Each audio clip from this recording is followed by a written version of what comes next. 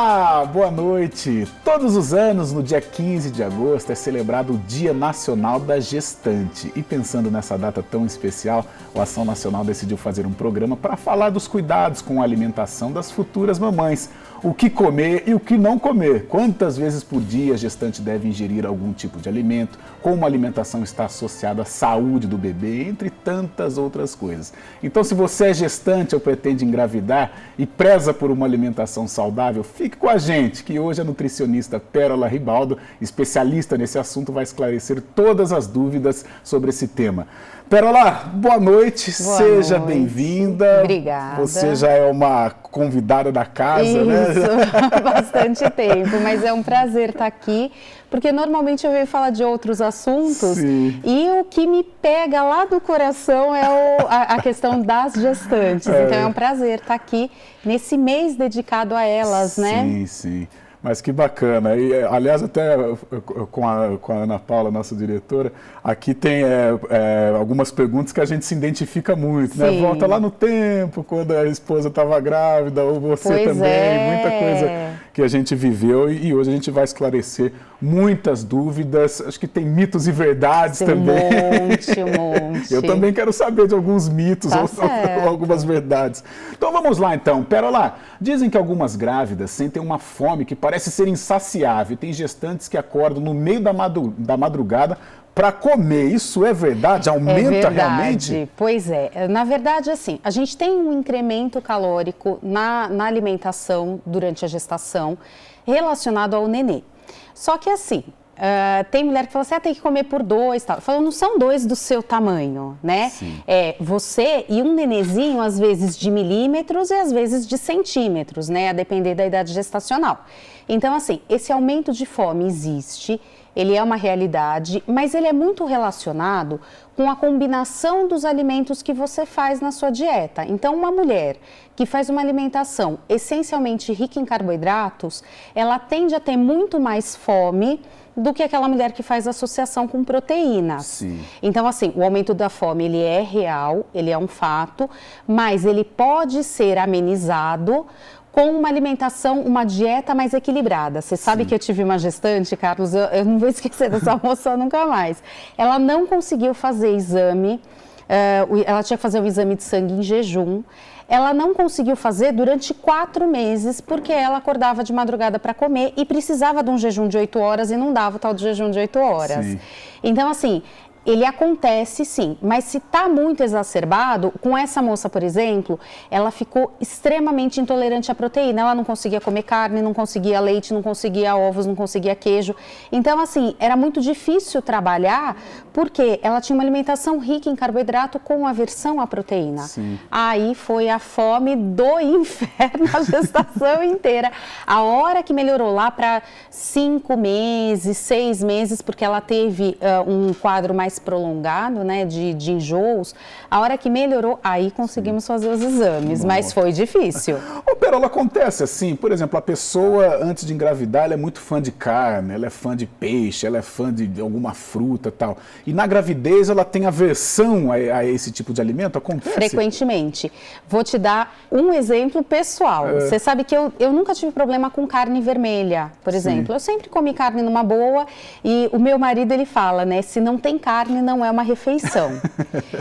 E quando eu estava grávida do meu segundo filho, eu não conseguia nem com o cheiro de carne. Eu moro num condomínio que a gente tem varanda gourmet. Sim. E sempre tinha um Cristo fazendo churrasco. Todo dia que eu chegava em casa, aquele cheiro de churrasco. Ô, Pérola, o cheiro parece que é mais gostoso que a carne. Nossa, mas aquele cheiro me acabava com o dia, me estragava. Mas, gente, eu nunca percebi que faziam tanto churrasco assim no meu condomínio. Então, assim, essas aversões, elas acontecem. E, de forma geral, elas são inexplicáveis, mas tem o meu segundo exemplo, que é uma versão real, que boa parte das mulheres tem e que é um alimento efetivamente perigoso na gestação, é a aversão a café. Muita gente. Muito frequente você ouvir a gestante falar assim, nossa, eu adorava café e agora eu não consigo nem ver na frente. Porque a cafeína em excesso, ela tem um efeito abortivo. Então você veja, o corpo ele é tão inteligente que ele sinaliza para a gente aquilo que a gente deve e aquilo que a gente não deve comer. No caso da cafeína, isso é uma realidade. Em relação a outros alimentos, a gente não sabe se é alguma memória que ficou, então talvez você tenha passado mal com algum alimento lá atrás e ficou essa memória. Mas são sempre estratégias que o nosso corpo lança a mão para proteger o feto. Sim. A proteção do feto, tanto que o próprio enjoo do começo de gestação é uma forma do nosso corpo falar assim, olha, não come qualquer coisa, porque se você afetar essa vidinha, para ela pode ser muito perigoso. Sim. E aí criam-se os enjoos, as náuseas, as aversões, tudo isso permeado aí por uma questão hormonal super importante. Pérola, são mudanças drásticas, né, no corpo da mulher, em todos os sentidos, né, não só no corpo, mas a mente, né, Sim. o psicológico. Sim. Você fica com mais receios, muitos cuidados, né? E então, hoje mais ainda, viu, Carlos? Ainda. Você sabe que eu falo que as minhas gestantes, eu acolho muito e tento fazer com que a alimentação fique o máximo prazerosa, porque elas já estão sofrendo tanto. E aí você fala assim, mas não ter um chá de bebê é uma bobagem para você, para ela não é. Não ter as amigas ali participando junto, não poder compartilhar. Então, hoje, com essa questão de pandemia que a gente tem hoje, está muito difícil, mas a fisiologia da gestação, naturalmente, ela já muda muito o corpo da mulher. Tá. Para você ter ideia, só entre placenta, entre ali o entorno do útero da mulher, que é onde vai ser gerado aquele bebê, onde ele vai crescer, a gente tem um aumento de cerca de 40% do total de vasos do corpo da mulher. Sim. Então, uma gestante, ela tem 40 vezes mais vasos do que uma mulher não gestante. Aí vai ao encontro, o bom do programa é que a gente vai contar histórias da vida real, né? E antes de começar, a gente debatia sobre gravidez. Eu tenho um filho, o Arthur, se eu queria ter outro filho. Eu disse que porque a primeira gravidez da minha mulher, quer dizer, a primeira e única até, que ela foi um pouco traumática, né? Sim. Houve 2 sangramentos e tal. E um sangramento que teve, o mais grave, foi em virtude desses vasos dilatados. De repente, um espirro que você dá pode estourar e é um sangramento maluco. Sim, esses sangramentos, eles podem acontecer de uma forma fisiológica, né? Até pelo próprio peso do neném no útero. Às vezes tem mulher que fica super assustada, às vezes na relação sexual você rompe um vasinho, porque esses vasos eles estão dilatados e eles ficando dilatados, eles ficam muito mais sensíveis. Sim. Então eles se rompem com mais facilidade. É lógico que qualquer sangramento é sinal de atenção, porque a gente não sabe se pode ser um vasinho ou não, mas pode ser só um vasinho rompido. E isso, então, essa mudança de fisiologia, ela cria uma mulher diferente, uma mulher que tem mais sangue circulando, uma mulher que tem uma pressão mais baixa, cai um pouco a pressão, daí se explica talvez um pouco mais de sonolência. A gente tem a liberação de hormônios, é um negócio tão interessante, a proteção do feto, ela é tão importante que a gente produz hormônios chamados relaxinas. Essas relaxinas, elas relaxam o corpo, por isso que gestante é desastrada. E eu vou te contar que eu, na minha primeira gestação, eu quebrei quase todos os copos da casa. A gente perde a firmeza na mão, a gente perde um pouco o equilíbrio, então tem uma maior facilidade para cair, né? O intestino fica mais preso, porque o peristaltismo ele é um movimento de contração e o corpo não quer que você faça a contração, porque se tiver uma contração uterina, o neném escapa, né? Então, são muitas mudanças fisiológicas, muitas mudanças emocionais, né? Toda essa tensão, tudo isso, que fazem da gestante um ser único.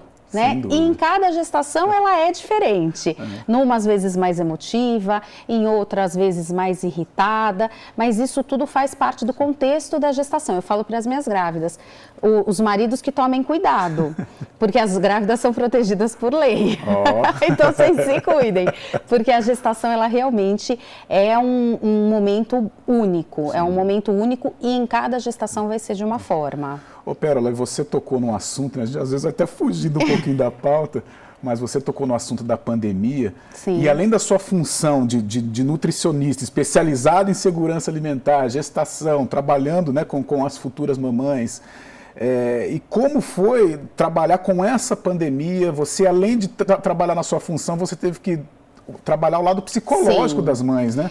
Você sabe que a questão do acolhimento, eu digo assim, que quando eu vou trabalhar a alimentação de uma pessoa, eu entro na casa dela e abro a geladeira, né? Sim. Então eu estou vendo o que você compra, o que você consome, o que você come escondido, porque não adianta nada ir no meu consultório e não me contar o que você faz. Tá. Porque se você não me contar, eu não vou poder ajudar. Então, assim, eu entro muito na intimidade da pessoa. Então, esse acolhimento, ele já faz parte do trabalho de forma geral. Mas na pandemia, a gente se deparou com pessoas muito mais ansiosas, pessoas muito mais deprimidas, nervosas. Então, veja, você me contou do seu histórico ruim de uma primeira gestação mal sucedida, né? Você imagina que, de repente, a mulher se vê grávida com um vírus que está aí, que, assim, a gente hoje conhece um pouco dele, mas a gente conhece muito pouco. Ele tem variantes. E aí, de repente, você escuta que a mulher de um DJ que tem uma condição financeira muito diferente da maioria da população, que é médica, que tem um acesso muito diferente à medicina da maioria da população, essa mulher teve que fazer um parto prematuro de 32 semanas por conta de Covid. Então, assim, a carga emocional foi muito grande. Eu falo que as minhas grávidas, elas ficaram tão mais obedientes depois disso. Sempre tem um lado bom, né, de alguma coisa. Porque ficou todo mundo com medo, né? Então, esse acolhimento, ele tem que acontecer porque ele reflete, sim, diretamente na alimentação. Na tua vontade de doce. A vontade de doce, ela é puramente ansiedade. Então, as mulheres ficam mais ansiosas, elas têm mais vontade de doce, mas às vezes elas têm um diabetes. Às vezes elas estão ganhando muito peso.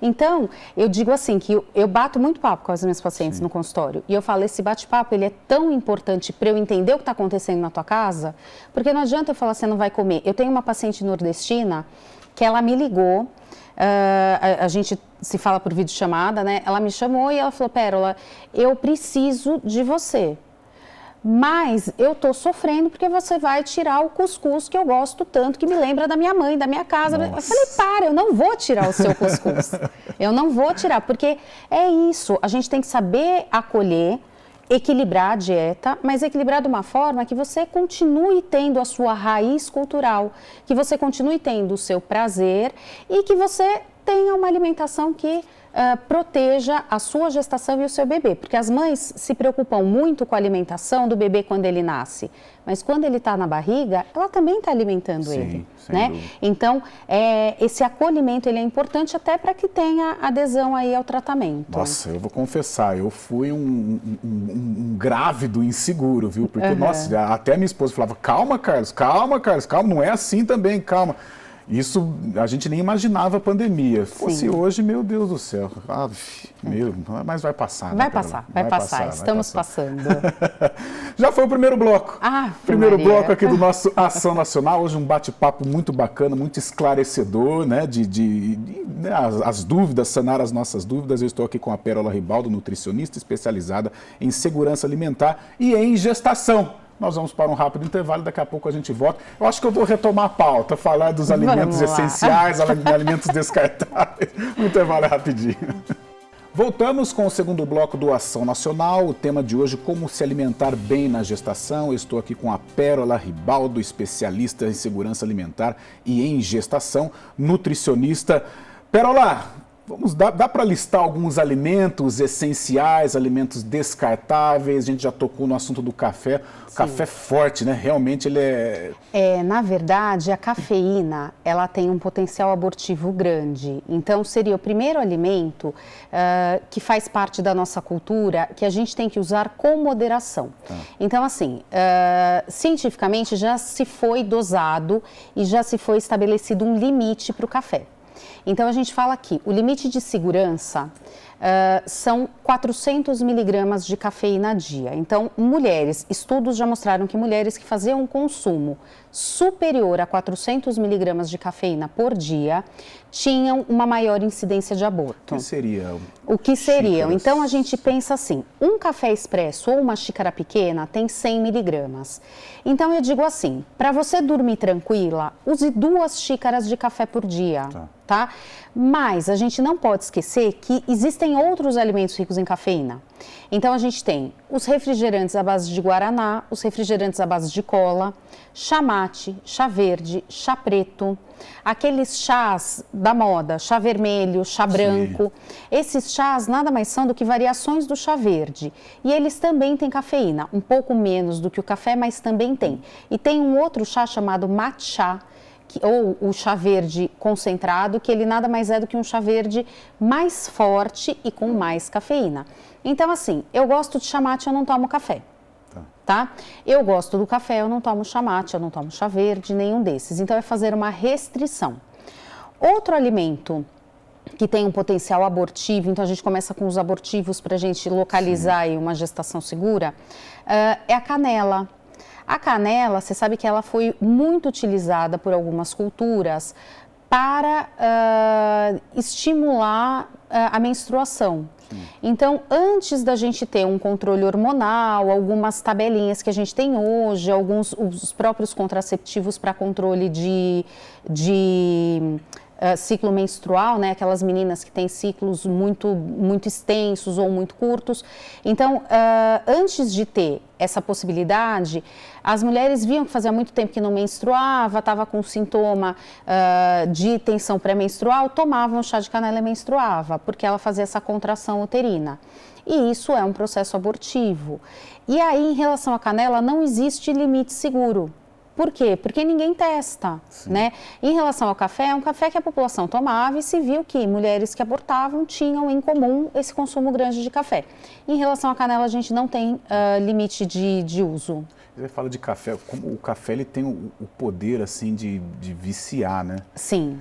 Eu lembro quando eu entrei aqui na televisão, lá em 2006, tinha máquina de café expresso. Eu nunca tinha trabalhado num lugar que tinha a máquina de café expresso à disposição. E eu tomava aquilo como um louco, sabe? Então, qualquer coisinha eu relacionava ao café. Ah, terminei alguma coisa, café. Outra coisa, café. E hoje eu não aguento nem cheirar aquilo lá. Né? Muito forte para mim, mas eu não fico sem meu cafezinho. Sim. Mas o café expresso para mim, nossa... o café expresso, como ele não passa pelo coador, ele acaba tendo os óleos essenciais do café mais fortes, porque quando a gente coa o café, os óleos ficam no coador. E isso, você sabe, fugindo um pouquinho aqui do tema gestação, mas esses óleos, eles foram relacionados com um índice grande de doença cardiovascular na Itália. Porque na Itália eles têm aquela cafeteirinha italiana, que é aquela que você enrosca lá, que você coloca a parte de baixo a água e vem uma peneirinha com o café e em cima você fecha, põe no fogo e ele sobe o café, né? Eu tinha uma professora que ela falava assim, eu sou a louca da cafeteira italiana. Ela pegava filtro de papel e cortava no tamanho do coadorzinho para coar esse óleo, porque ele tem relação sim com doença cardiovascular e é isso que dá aquela potência do café, né? Mas em relação à gestação, a questão é a cafeína e ela vicia sim, ela tem um poder de viciar. Tanto que tirar o café de alguém que consome muito café é muito difícil, por isso que a gente trabalha com esse limite de 2 cafés por dia. As gestantes, em geral, não toleram café, mas tem algumas que falam assim, Pérola, me faz muita falta. Então, a gente usa em alguns horários, né? Horários-chave, por exemplo, de manhã, porque também se você está muito habituado e você não toma, dá dor de cabeça, né? E aí a gente pode usar o café descafeinado. Tá? O café descafeinado, ele é isento de boa parte de cafeína e aí ele é mais seguro de uso. Tá. Ô, Pérola, você tocou no assunto também dos refrigerantes e os refrigerantes de cola, né? Tão tradicionais. Isso. Os refrigerantes... Na verdade, o refrigerante não é bom para ninguém. Os estudos, eles mostram para a gente que as pessoas que fazem o consumo de refrigerante diariamente, num limite superior a 300 ml, elas morrem mais cedo. Independente de ser refrigerante de cola, independente de ser refrigerante de outro sabor, de ter ou não açúcar. Então, as pessoas morrem mais cedo de doenças às quais elas sejam predispostas. Se isso faz esse mal para a gente, imagina para um feto, como eu disse, de milímetros a centímetros, né? Então, não tem nada de bom. Porém, assim como o café, também existe uma dependência do refrigerante. Então, a gente trabalha sempre com redução de danos. Você vai tomar um refrigerante menos ruim em menor volume. Tá? tá? Essa flexibilidade eu acho que é muito importante, porque você falar para uma pessoa que tomou refrigerante a vida inteira, agora você não vai tomar mais, as gestantes, elas, de forma geral, até são receptivas, mas às vezes não consegue mesmo. Sim. Eu falo que eu gosto de trabalhar, você sabe que o meu mestrado eu fiz com diabetes e hipertensão, né? Não era com gestantes. E aí eu acabei meio caindo de paraquedas no mundo das gestantes, me encantei. Fui trabalhar com gestantes no hospital da Unicamp, no CAISM, com gestantes diabéticas, só com gestantes com o que a gente chama de endocrinopatias, né? Mas eu me encantei justamente por primeiro que eu acho maravilhosa a ideia de você gerar uma criança, né? Sim. De dentro de um órgão que não existe, porque você sabe que a placenta não existe, né? Lá aparece, né?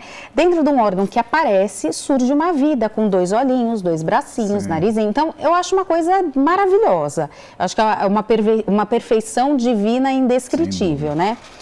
E as gestantes, elas são extremamente receptivas àquilo que a gente coloca. Então, elas têm tanta consciência da importância da alimentação delas em relação ao nenê, que se você falar, você não vai mais tomar café, ela vai morrer de dor de cabeça, mas não vai tomar. E a ideia é não tornar sofrido esse processo. Né? Eu falo para as minhas gestantes que eu quero que elas tenham 10 filhos. E se for sofrido, elas vão ficar em um só. Sim, sim. Né? Então, a gente tem eu tenho a responsabilidade de tornar aquilo mais suave. Então, o café, ele é abortivo? O refrigerante de cola em excesso, ele vai ser abortivo? Vai. Mas a gente tem limites. Sim. Em relação à canela que eu te falei. É lógico, Pérola, outro dia eu comi um bolo, eu não sabia que a canela, tudo bem, mas você não vai tomar um chá de canela. Sim. Você não vai comer um bolo com canela sabidamente todos os dias. A mesma coisa vale para alecrim. O alecrim também é abortivo. Então, eu não vou temperar minha carne sempre com alecrim. Eu vou deixar de usar o alecrim. Vou usar mais outros temperos. Então, esse ajuste é um ajuste importante para a segurança da gestação. Ah, tá certo. Agora, essenciais. Essenciais, primeiro, diversificar. Não existe uma fruta indispensável, não existe uma folha indispensável. O que é indispensável, num primeiro momento, são os alimentos ricos em ácido fólico e ferro, por causa da formação do tubo neural da criança. Então, a parte neurológica da criança, cérebro, coluna, é formada nas primeiras 12 semanas. E nesse período, para essa formação, é importantíssimo que a mulher faça uso de alimentos ricos em ácido fólico, principalmente, que é aquele componente que deixa as folhas verde escuras. Então, eu tenho que consumir folha verde escura. Mas aí, eu vou te falar uma coisa, é importantíssimo, mas tem mulher que não consegue, porque nas primeiras 12 semanas tem toda uma mudança, um ajuste hormonal, tudo que a mulher enjoa muito. Então, a gente suplementa. Tá? Então, é importante aquelas mulheres que desejam engravidar que já comecem a tomar o ácido fólico. As folhas escuras, rúcula... agrião, couve, espinafre... Algumas não. Espinafre, por exemplo, não tem muito gosto. E aí, mesmo para aquelas mulheres que têm uma certa dificuldade em consumir, a gente bate o famoso suco verde. O suco verde, ele não fica com gosto de nada de folha. E eu normalmente oriento misturar na folha, colocar lá uma xícara de folha verde escura, metade de espinafre ou de couve, porque a couve crua também não tem muito gosto, e metade de hortelã. Ele vai ficar com gosto de hortelã e a hortelã também é uma folha verde escura. Sim. Tá? E aí tem que fazer a suplementação. Hoje a gente falava muito do ácido fólico. A sua esposa provavelmente tomou ácido fólico. Tomou. Hoje a gente já tem uma outra apresentação do ácido fólico, que é metilfolato. O que acontece? O ácido fólico, ele vai ser convertido em metilfolato para ser absorvido. Só que algumas mulheres, que não é uma porcentagem tão pequena, elas não têm a enzima que faz essa conversão. E aí, não adianta tomar ácido fólico porque não vai absorver. Então, hoje a gente tem disponível em formulação farmacêutica o metilfolato para ser usado nesses primeiros 3 meses. Então, as folhas verdes escuras nesse primeiro trimestre são indispensáveis. Sim. Outros alimentos que são indispensáveis são aqueles ricos em cálcio. Então, a gente fala da importância dos lácteos na gestação, é lógico que exceto para mulheres que tenham ou alguma intolerância ou alguma alergia aos componentes do leite. Mas o cálcio, ele é importantíssimo para a formação do nenê, a natureza ela é tão perfeita que assim, o nenê não nasce faltando nada, mas a mãe fica sem dente. Né? E isso é verdade, tem mulher que cai dente por falta de cálcio. Então tem que consumir os alimentos fontes de cálcio, preferencialmente os lácteos. E uma alimentação diversificada, frutas, legumes, verduras, 2 a 3 frutas ao dia, legumes e verduras no almoço e no jantar, carne no almoço e no jantar. Para as vegetarianas a gente dá um desconto e acha um jeitinho, mas a carne é super importante. Lembra que eu falei daquele aumento de 40% de vasos? Aumenta o volume de sangue. Só que esse aumento de volume de sangue, ele é às custas da diluição do sangue. O sangue fica aguadinho, então a mulher fica anêmica com muita facilidade. Então tem que ter carne também. Tá certo. Pera lá, a gente vai para um rápido intervalo, mas eu acho que uma rapidinha e eu já imagino a resposta, mas o álcool nem pensar. De jeito nenhum. Nada. Nem o cheirinho. Nem o cheirinho. Tá vendo? Fechamos então o segundo bloco do nosso Ação Nacional. O tema de hoje, como se alimentar bem na gestação. Estou aqui com a Pérola Ribaldo, nutricionista. Nós vamos para um rápido intervalo, daqui a pouquinho muito mais aprendizado aqui no nosso Ação Nacional. Voltamos com o terceiro bloco do Ação Nacional. O tema de hoje, como se alimentar bem na gestação. Eu estou aqui com a Pérola Ribaldo, nutricionista especializada em segurança alimentar e em gestação. Pérola, uma nutrição saudável na gravidez pode influenciar diretamente na saúde pelo resto da vida do bebê? Não só pode, como influencia mesmo. Isso a gente sabe que até as preferências alimentares da criança, elas começam na gestação. Então, a gente sabe que uma boa gestação, uma gestação com alimentos equilibrados, bem nutrida, ela pode até modular a genética da criança em relação a preferências, em relação à predisposição a doenças, tá? Então, tem muitas doenças que elas podem ser estimuladas durante a gestação. Por exemplo, a gente sabe que o diabetes gestacional é uma doença que acontece em quase 8% das mulheres, ele é bem frequente e que existe um potencial genético grande para o desenvolvimento dele, né? Mas mulheres, às vezes eu pego uma mulher lá no meu consultório que ela não tem histórico familiar nenhum de diabetes e ganhou 25 quilos na gravidez e desenvolveu diabetes. O que significa isso para o nenê? Bom, primeiro, ela comeu um monte de coisa errada. Quando você come um monte de coisa errada, falta um monte de coisa certa. Sim. Né? Porque você não consegue comer o errado e o certo. Ou é um ou é outro, porque não cabe. Até porque quando a mulher está grávida, os órgãos dela sobem, né, para o crescimento do útero, que ele fica para baixo. Sim. Então, tem uma compressão de estômago que também não adianta querer comer tanto, assim, porque não vai caber. Né? Salvo algumas exceções, não cabe muito, senão começa a voltar. Então, aquela mulher que desenvolveu um diabetes por erros alimentares, por excesso de ganho de peso, tudo, essa mulher, ela está passando para o nenê dela um risco aumentado de ficar diabético na idade adulta jovem. Nossa, terrível. Tá? Então, você está passando uma herança de uma doença para aquela criança que não necessariamente ela tinha. Porque a genética existe, mas essa criança, por exemplo, ela não tinha fator genético relacionado.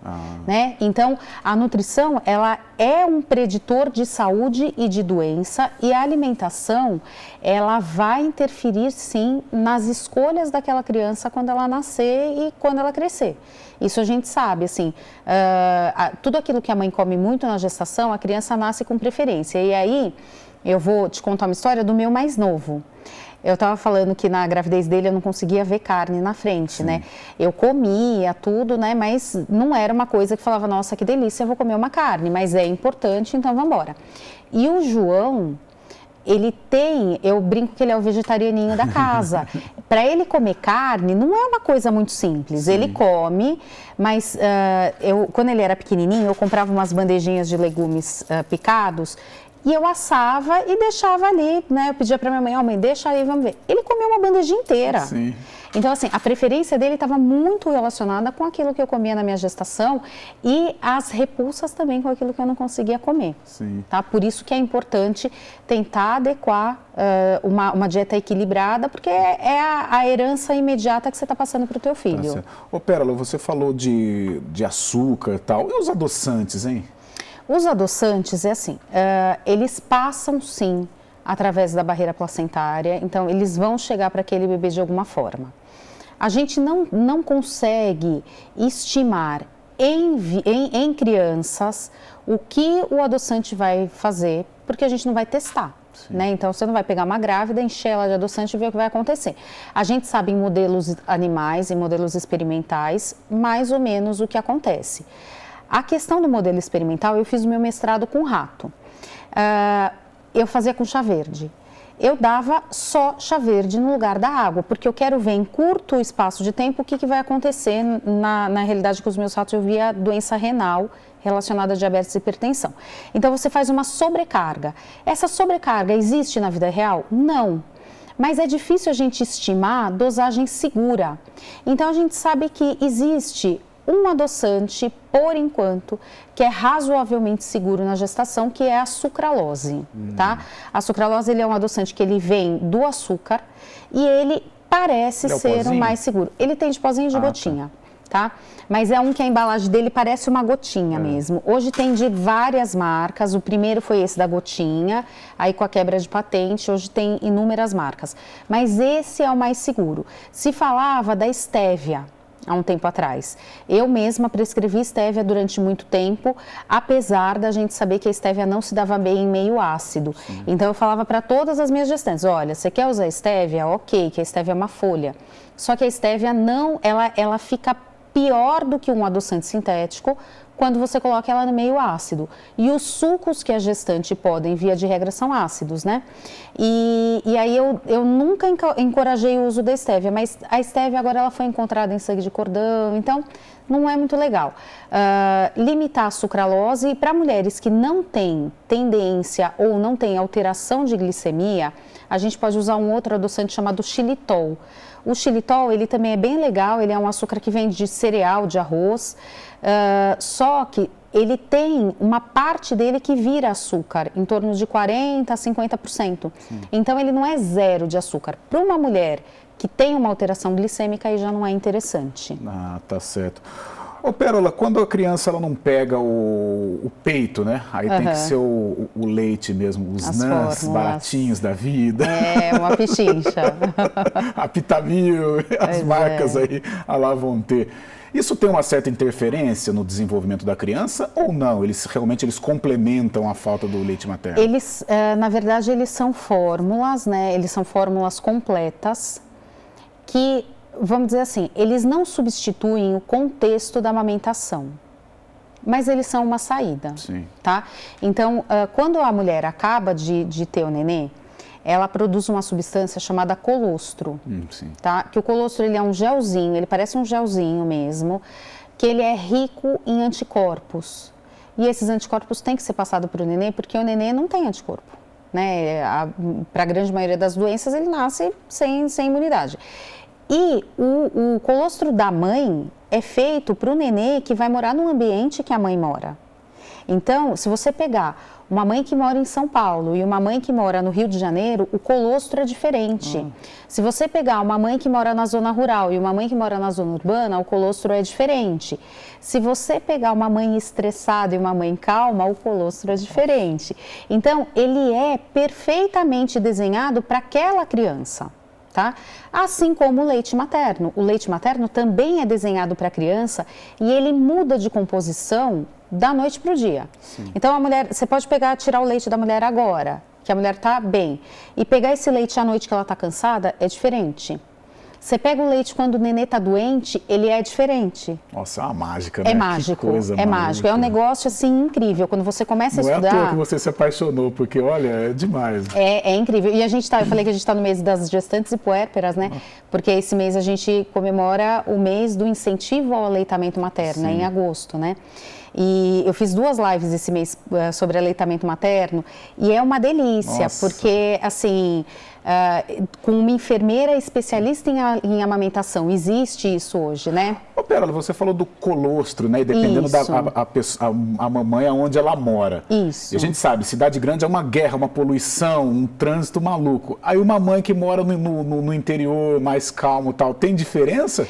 tem diferença mais em relação ao leite. Em relação ao colostro, você vai ter por conta do ambiente, né? Mas não é mais saudável ou menos saudável? Não, ele é ajustado para a criança. Tá. Então, por exemplo, pessoas que têm cachorro em casa, desde antes da criança nascer, parece que já conferem para a criança uma imunidade para não ter alergia àquele cachorro, né? Então, ele é desenhado. E o leite materno também. Então, passou lá 2, 3, até 4 dias que a mulher teve nenê, vai ter a pojadura, que é quando o peito enche de leite e a mulher vai começar a amamentar. Esse leite materno, ele também vai mudando. Ele vai mudando de acordo com a condição da mãe. Então, uma mãe mais relaxada tem um leite mais fácil de descer, tem um leite com uma composição diferente de uma mãe mais estressada. Quando está doente, muda a composição. Muda de um dia para o outro. Se está mais calor, se está frio, muda com tudo. Então, é mágico mesmo. Nossa. E isso a fórmula não faz. Então, a fórmula substitui sim, efetivamente, para uma mulher que não consegue amamentar. Tá. Mas para aquela mulher que, dá trabalho. Outro dia eu escutei de uma amiga minha que amamentar era uma escravidão. Porque dali 2h30 o nenê tinha que mamar, ela não podia nem sair para fazer a unha, não sei o quê. É uma escolha, né? É uma escolha. Você escolhe se o teu filho vai ser saudável ou não. Isso significa que uma criança amamentada, aleitada, né, na mamadeira, ela vai ser menos saudável? Não significa. Mas o vínculo é diferente. Tá. O vínculo é diferente. Então, sabe aquela mulher que dá a mamadeira e fala para o pai, vai dando? O pegar a criança no colo, o colocar a criança no peito é um vínculo, é uma troca de olhares. E você sabe, é tão incrível o negócio que a criança, quando ela nasce, ela enxerga muito pouco. Ela enxerga o quê?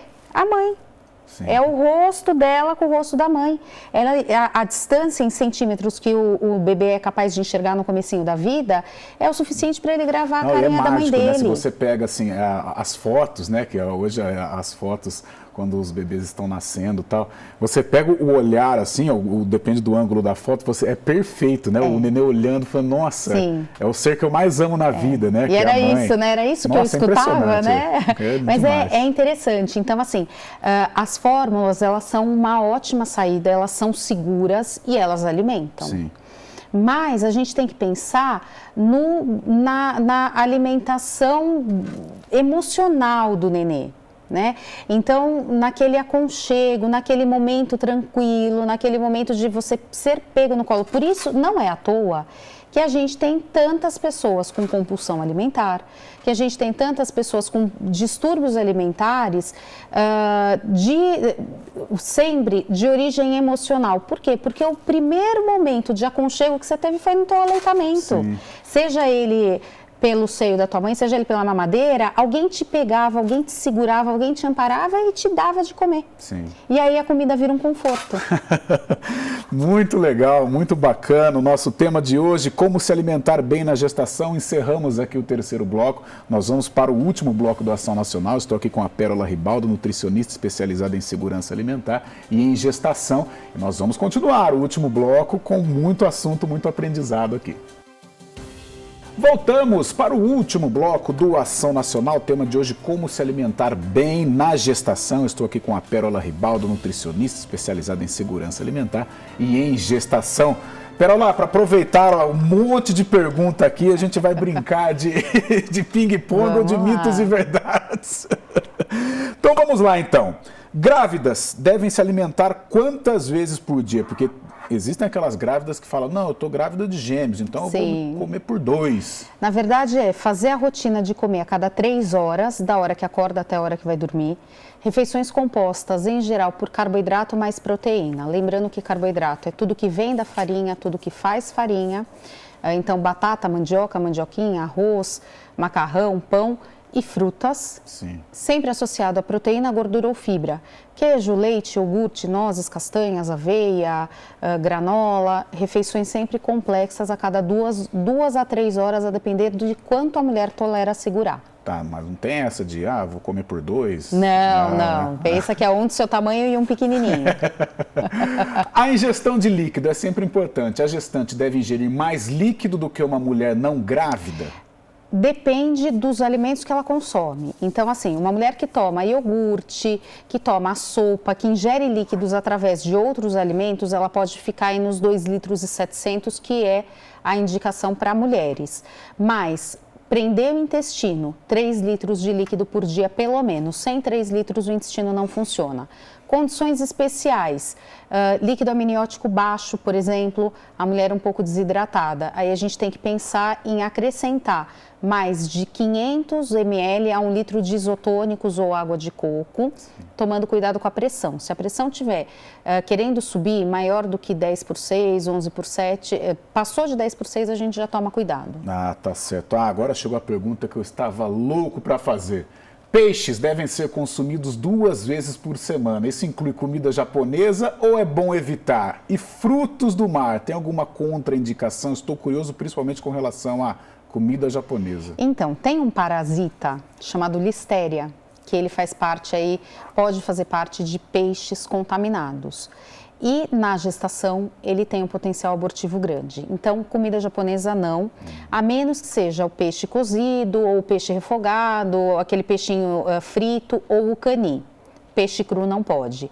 Os peixes 2 vezes por semana, o peixe que tiver disponível, né, sempre bem cozido, e a mesma coisa em relação aos frutos do mar. Não tem restrição desde que estejam bem cozidos. Ah, tá certo. Minha esposa deu uma escapadinha quando ela estava grávida. Muitas dão. E meu menino é louco por comida japonesa. Eu também sou, só que é muito caro, né? E nessa época é muito perigoso, viu? Sardinha ou atum em lata são permitidos? Substituem o peixe? Eles substituem. Se puder optar pela sardinha, por exemplo, em molho de tomate, o atum em água é mais interessante, a menos que tenha alteração de pressão. Se a mulher tiver hipertensa, e aí vale ressaltar que cerca de 8% das gestantes, entre 5% e 8% desenvolvem algum grau de hipertensão, aí não é bom usar os enlatados. Ah, tá certo. Carnes, você já falou aqui, mas é bom ressaltar. Carnes cruas ou mal passadas, ovos crus usados em molhos, maionese caseira. Perigoso, não deve. A carne crua, a carne vermelha crua, ela pode transmitir toxoplasmose, a toxoplasmose nos 3 primeiros meses. Ela é relacionada com uma formação séria, especialmente hidrocefalia, e depois de 3 meses, cegueira, surdez. Então, não é interessante fazer uso, tá? Então, a carne sempre bem passada. O ovo com a gema mole, o risco de salmonelose é o risco que qualquer pessoa tem, só que na gestação é um pouco mais perigoso. Então, o ovo sempre com a gema durinha. E para quem gosta de molho que leva ovo cru, existem hoje algumas marcas que vendem o ovo pasteurizado. O ovo pasteurizado não tem problema. A mesma coisa para aquelas mulheres que não têm problema de glicemia em relação ao mel. O mel, ele não deve ser usado na gestação por conta do botulismo, que é aquela doença que a gente ouvia falar do palmito. O mel também pode transmitir. O mel pasteurizado já não tem problema, porque ele foi tratado em alta temperatura. Tá certo. Os perigos de consumir frutas e legumes mal higienizados. A mesma coisa, toxoplasmose, a mesma coisa lá da carne, que é essa que eu falei das más formações. Então, a toxoplasmose, ela é de vegetais mal lavados e de carnes mal passadas. Então, não pode. O ideal é, na lavagem, deixar de molho 15 minutos numa solução sanitária, onde você coloque, para cada 1 litro de água, 1 colher de sopa de água sanitária. E deixa ali 15 minutos. Repassa na água e guarda na geladeira e vai consumindo. Tá certo. En passant, a gente falou um pouquinho do álcool. O álcool, não. O álcool, assim, o que a gente sabe, quando há um abuso muito grande, a gente tem aquela síndrome alcoólico-fetal, que é um negócio que a criança vai carregar para o resto da vida. Mas tem estudos que mostram que desde volumes muito pequenos na gestação, você pode ter pequenos prejuízos ao nenê. Então, consumir um pouquinho é um prejuizinho, consumir um pocão é um prejuizão. E não se quantifica, porque isso é muito individualizado, então não se deve consumir álcool na gestação. Nem esse negócio de cerveja sem álcool, porque tem um pouquinho ali, né? Existem algumas formulações de cerveja, algumas formas de filtragem que eliminam o álcool, né? Agora, não são todas, tem marcas específicas. Isso, na internet, você dando uma buscada, existem alguns artigos explicando qual é a forma de filtragem e quais são de consumo seguro, realmente 0% de álcool. Tá certo. Perola, vou dar uma escapulida aqui de alimentação, só um pouquinho, que eu sou da parte de esporte. Várias vezes eu já me deparei com atletas que estão no momento de gestação, mas continuam praticando o esporte de alto rendimento, um atleta de vôlei, um treinamento absurdo, uma alimentação toda diferenciada. Existe risco? Olha, se é um hábito da mulher, eu não vejo por que ela deveria abandonar isso, não vejo necessidade. O que a gente orienta as gestantes faça aquilo que ou você sempre fez ou que o seu corpo aguenta. Chegou num limite que já está exausta, para. Isso para qualquer gestante. Agora, eu vou dizer o que eu oriento as minhas gestantes, que elas sempre perguntam, especialmente quando a gente tem diabetes gestacional, que é a área que eu faço mais, né? Quando a mulher faz um pouco de atividade física à noite ou no fim da tarde, ela melhora muito a glicemia da manhã, que é a glicemia mais chata por conta de uma secreção de hormônio que tem na madrugada. Então, essa mulher deveria fazer um pouco de atividade física fim de tarde e noite. Mas você nunca fez, não é no primeiro trimestre que você vai começar a fazer. Tá. O primeiro trimestre é o trimestre mais delicado da gestação, porque o seu corpo está entendendo o quanto ele precisa de hormônio para segurar a gestação. Então, as flutuações hormonais são muito grandes, por isso que a mulher enjoa muito, passa muito mal. Não é o período de testar nada, tá? Passou dos 3 meses, aí começa uma caminhada suportável. É lógico, não é uma caminhada que você vai começar do início ao fim fresquinha. Pode transpirar um pouco, tal, mas começou a ficar muito exaustivo, para. Tá certo. Durante a gestação aumenta a frequência de cãibras? Aumenta. Aumenta por uma questão posicional, né? A mulher, ela tende a jogar as costas para trás porque a barriga pesa. Então, muda um pouco o ponto de equilíbrio. E também por essa vasodilatação, por conta aí de mudanças dessa diluição do sangue. O que ajuda? Água de coco e feijão. Colocar feijão no almoço, banana é uma fruta que ajuda. Então, eu estou tendo muita cãibra. Então, eu vou pôr feijão no almoço, uma refeição no dia, um dos lanches eu vou comer banana e um copo de água de coco. Resolve. Sim. Na maioria das vezes. Perola, no início do programa a gente tocou no assunto de pandemia, né? Você também está tendo que utilizar o seu lado psicólogo, né, para conversar com as mamães. Esse nervosismo, que já é natural durante a gestação, mas toda essa loucura, é vacina, é pandemia, é o contato, a ausência do contato, isso no futuro pode prejudicar a criança ou não? Pode ter algum reflexo? Não, eu acho que é mais a questão do contexto em que essa criança vai nascer e eu acredito muito nas questões emocionais, eu acredito muito que seja a resposta daquilo que você está fazendo com a criança. Então, se você é uma mãe muito insegura, tem medo de tudo, você vai criar um filho inseguro. Tá. Então, eu acho assim, importante informação. E hoje a gente tem muita informação, então saber filtrar o que é uma informação de boa qualidade e o que não é, se cuidar, se vacinar. Hoje as gestantes são orientadas a fazer a vacinação porque elas são grupo de risco e tentar fazer um ambiente o mais saudável possível emocionalmente. Um ambiente que, tudo bem, eu não vou no shopping no sábado à noite, mas também eu não vou ficar trancada dentro de casa estando vivendo vacinada. Essa coisa de doença, né? Exatamente. Pode... Então, tentar curtir a gestação. Aí, o neném nasceu. Vou dar uma volta num parque, num lugar aberto. Eu levo muito meus filhos em zoológico, em lugar que não fica um monte de gente fechada com ar-condicionado. E isso, eu acho que para a saúde mental é muito importante e para a saúde física também por conta do movimento. No começo de pandemia, a gente viu muito desdobramento, até em relação às gestantes com muito ganho de peso, porque as mulheres não saíam mais para caminhar, e não é caminhar, andar no parque, era caminhar, andar até o carro para ir trabalhar, andar do carro até o trabalho. E isso refletiu e ainda reflete muito no fator peso hoje, né? Como que a gente reverte? Tentando fazer mais atividades ao ar livre. Eu estou em home office, ok, mas eu vou pegar meia hora do meu dia e vou caminhar no meu condomínio, tá? Certo. Fechamos. Perola, muito obrigado. Suas redes sociais aqui, o Instagram, né? Isso. Perola.ribaldo. Isso, tem bastante coisa lá. Eu faço bastante vídeo, bastante live, bastante informação. E muito obrigado. Realmente foi um programa muito gostoso de se fazer, de muito aprendizado. Valeu. Que bom, eu agradeço a oportunidade e fico à disposição para tirar mais dúvidas, né? Porque a gente conversa e as dúvidas ficam. As portas escancaradas para você aqui, Perola. Obrigada. Muito obrigado. E o Ação Nacional fica por aqui, prometendo voltar no próximo sábado com mais um assunto pertinente para você. Até lá!